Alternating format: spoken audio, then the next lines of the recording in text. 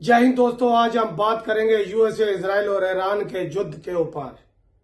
आपको नहीं लग रहा कि जो चल रहा है ऐसा कुछ है नहीं? कहीं पर्दे के पीछे कुछ ऐसा तो नहीं चल रहा जो हमें दिख न रहा हो? पुरानी कहावत है, निगाहें कहीं और निशाना कहीं और। आखिर ये युद्ध किस लिए हो रहा है? यूएसए, इजराइल ने ईरान के ऊपर 40 दिन तक ताबड़तोड़ हमले किए। ईरान ने भी तगड़ा रिटेलिएट किया। आखिर ये युद्ध हो क्यों रहा है? ये युद्ध किसी परमाणु या यूरेनियम को रोकने के लिए नहीं, बल्कि तेल के ऊपर काबू पाने के लिए है।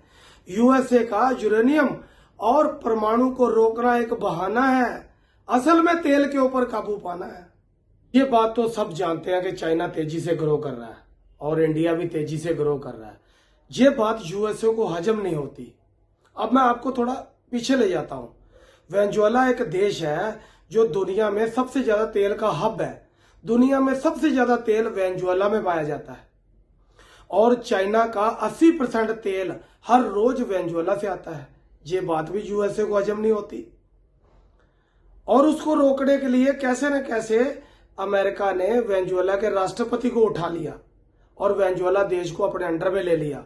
आज तब की मात्रा में चाइना में जो तेल आता है उसमें गिरावट आई है। क्यों? आज यूएसए के कंट्रोल में है वेनेजुएला। अब ईरान के साथ युद्ध चल रहा है, ईरान को घेर लिया, लेकिन ईरान मजबूती से डटा हुआ है। एक तरफ सुपर पावर अमेरिका और दूसरी तरफ टेक्नोलॉजी का बादशाह इजराइल, दोनों मिलकर भी ईरान को कंट्रोल नहीं कर सके। ईरान का बहुत बड़ा नुकसान हुआ। नुकसान तो यूएसए और इजराइल का भी बहुत हुआ। Donald Trump, JD Vance, mark Rubio, पीट एल्सवर्थ, इतने बड़े लीडरों की क्या कोई प्लानिंग फेल हुई है? नहीं, ये कुछ और ही सोच रहे हैं। असल में ये पूरी दुनिया को धीरे धीरे युद्ध में उलझाना चाहते हैं। अब ये युद्ध पूरी तरह से स्टेट ऑफ हॉर्मोन्स के पास अब पहुंचा है। यहाँ पे ईरान का पूरी तरह से कंट्रोल है। इस रास्ते को ईरान ने ब्लॉक कर रखा है।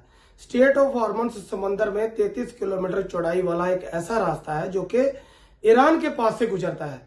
यहाँ से खाड़ी देश जैसे Qatar, Oman, Bahrain, UAE, Saudi Arabia, Kuwait से तेल और गैस के जहाज गुजरते हैं। पूरी दुनिया का लगभग 20% तेल और गैस इसी रास्ते से गुजरता है। सबसे ज्यादा तेल चाइना ईरान से खरीदता है और खाड़ी देशों से भी खरीदता है। भारत भी खाड़ी देशों से तेल और गैस खरीदता है और इसी रास्ते से भारत के भी जहाज जाते हैं और यूएसए इस पे पूरी तरह से काबू पाना चाहता है। अब ईरान ने पूरी तरह से ब्लॉक कर रखा है स्टेट ऑफ हॉर्मोन्स को। इस युद्ध से ईरान को पता चला कि इस रास्ते से भी पैसे कमा सकते हैं। उसने टोल टैक्स लगाना शुरू कर दिया। अब जो भी जहाज जाएगा उसको पैसे देने पड़ेंगे वहां से क्रॉस करने के लिए। ये बात भी यूएसए को हजम नहीं हुई। पहले रोड पे टोल टैक्स लगता था, अब समंदर में टोल टैक्स लगेगा और यूएसए ने अपने जहाजों के साथ स्टेट ऑफ हॉर्मोन्स की नाकेबंदी कर दी कि जो भी जहाज वहां से गुजरेगा उसको हम रोकेंगे, जो भी पैसे देगा उसको हम रोकेंगे। अभी तो यहाँ पे सीज फायर चल रहा है, लेकिन याद रखना दोस्तों, अगर एक भी हमला किसी भी साइड से हुआ तो ये विध्वंसक युद्ध की शुरुआत हो जाएगी। पिछले कुछ दिनों से आप सभी ने देखा होगा ट्वीट के ऊपर बहुत बड़ा खेल खेला जा रहा है। ट्विटर के ऊपर पूरी दुनिया जानती है कि डोनाल्ड ट्रंप बहुत बड़े बिजनेसमैन है, उनके आसपास के लोग भी बहुत बड़े बिजनेसमैन हैं। वो एक ट्वीट करते हैं, कल ईरान पे भयानक बम गिराए जाएंगे, पावर प्लांट में हमला होगा, पूरी दुनिया की शेयर मार्केट डाउन। अब वो शेयर्स खरीद लेते हैं। 4-5 दिन के बाद एक ट्वीट करते हैं, हमारी डील हो गई है, ईरान से जल्दी युद्ध खत्म होगा, शेयर मार्केट अप।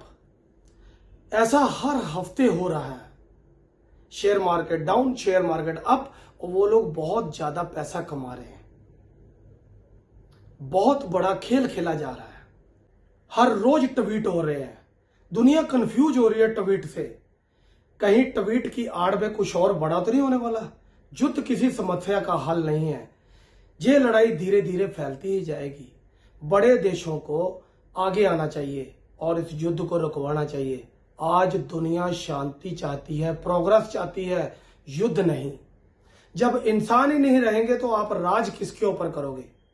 ये युद्ध अब रुकना चाहिए, ये युद्ध अब रुकना चाहिए। जय हिंद।